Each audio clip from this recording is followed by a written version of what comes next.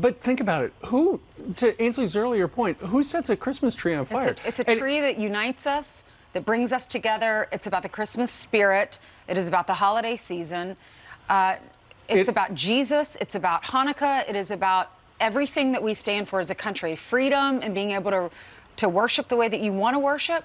It makes me so mad. Well, it does, but it goes to the larger issue of safety. And we have been talking for a very long time. This city has gone south when it comes to safety. We don't feel safe when we come to work in the morning. We don't feel safe when we go home at night.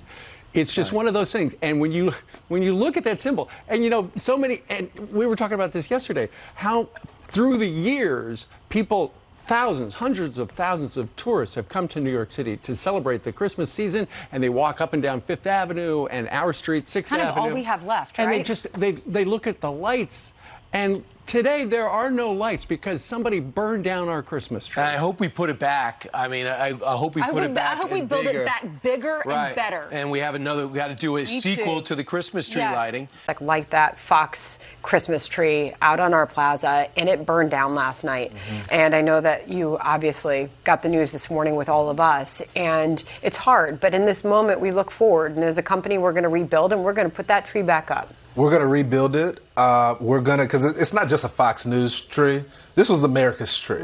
A lot of our audience come from all across the country, and even in our international audience, to come see that tree. It was a moment of unity. And look, this appears to be a guy that was a repeat offender, that had a criminal record, and a guy that just wanted to set something on fire. So although he wasn't specifically targeting Fox News, he was targeting the country. All these criminals are targeting, because it invokes fear in the public when these sort of things happen. Lawrence, I'm so happy to show this. This is the rebuilding of the Christmas tree that has already begun. And that tree is going to go right back up. That's what I'm talking about. We're going to celebrate because we can't be deterred. But it's going to take more. And I'm so glad that we're going to have a lighting tomorrow, and it's going to be a big thing here at Fox. But I hope with this lighting that the criminals watch that and say, there are a lot of Americans that are standing up and saying they're just not going to take this anymore. Yep. Okay, first of all, let me just say, because we live in this hellish reality, that it is never okay to burn down anything. Should go without saying, but so should a lot else in this country, and yet here we are. Now, this is Fox News going all in on their Christmas tree located outside of their headquarters being set on fire last night.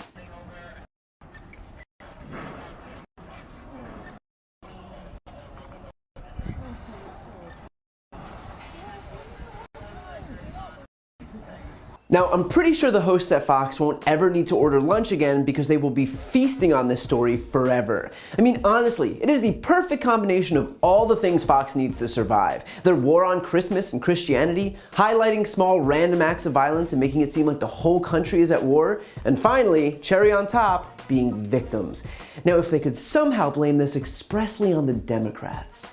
And Republicans are more trusted on three key issues: the economy, inflation, and crime. And these are issues we're seeing every day on our streets, around our home, in our communities, on the news. Look at your Christmas tree that was just burned down.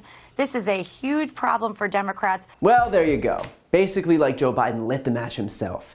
Now, it's almost impressive how these people can twist themselves into pretzels to find every reason for something except for the actual reason. Like, I'm pretty sure Fox's Christmas tree getting burned down was not an attack on Jesus. I'm pretty sure it wasn't an attack on Hanukkah. I'm pretty sure that it wasn't an attack for everything we stand for as a country. Pretty sure that it's not an attack on freedom. According to the New York Times, police had arrested a 49-year-old man who they believed to be homeless. They're currently investigating whether drugs or mental illness had played a factor.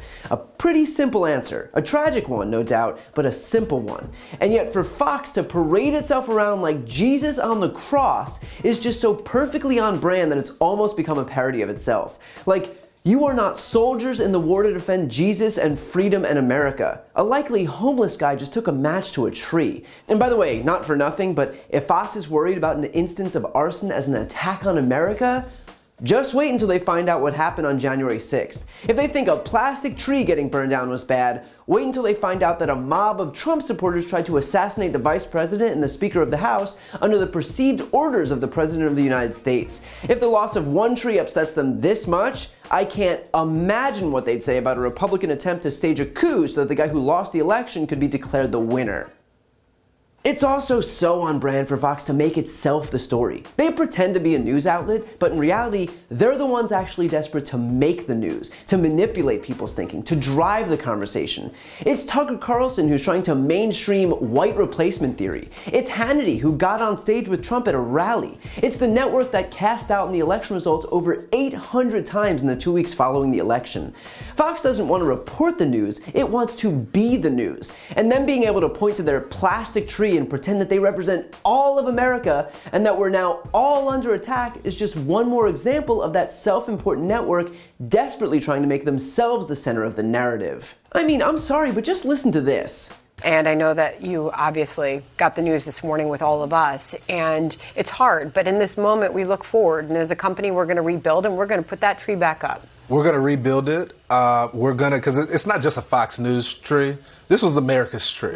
You got the news with all of us, and as a company, we're going to rebuild. Dear God, a plastic tree outside burned down. Again, a disgusting act. The perpetrator should be arrested and charged, but this is not 9/11. No one even got hurt. Ainsley Earnhardt is fine. They're all fine. They are pretending to be the victims, but the entire Republican MO is victimhood. That's why they complain that Christianity is being erased, that their whole culture is being erased, that white culture is being erased, that their freedoms are being erased, that Christmas is being erased, that they're being silenced and censored and canceled. That is the definition of grievance politics, and Fox News resorts to it so often because it's all the right has. There is a reason that Republicans don't tout their platform, and that's because they don't have one. What are they going to run on? Tax cuts for millionaires? Pretending climate change doesn't exist? Stripping women of their reproductive rights? They can't run on anything that they stand for, and so instead, they have to lean on the culture wars and convince their supporters that they're constantly under attack to appeal to their emotions to manipulate them. So if you're wondering why you'll spend all day seeing Fox hosts wail about a fake Christmas tree like it's their own personal Pearl Harbor, now you know why. And finally, one last point. You gotta love the branding that Fox is going with on rebuilding. I mean, I hope we put it back. I hope we build it back bigger and better. If you ever needed a tacit acknowledgement of how strong Build Back Better is as a slogan, just note how quickly Ainsley Earnhardt jumped all over it in what is clearly Fox's most dire, emotional hour. That at the moment she spoke most from the heart, what she landed on was, "We will build back better." Of all the things I didn't expect to happen in the last 24 hours, while Fox's Christmas tree burning down was at the top of that list, Fox hosts endorsing Build Back Better came in at a close second. But at least it's nice to know that even at our darkest hour, we can all find some common ground with the promises that await us as we build back better.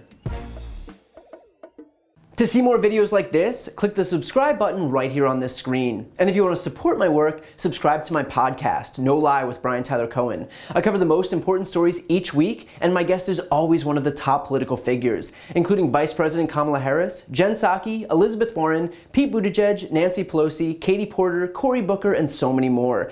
The podcast link is also right here on this screen, so give it a listen and subscribe on Apple Podcasts, Spotify, or wherever you listen to podcasts.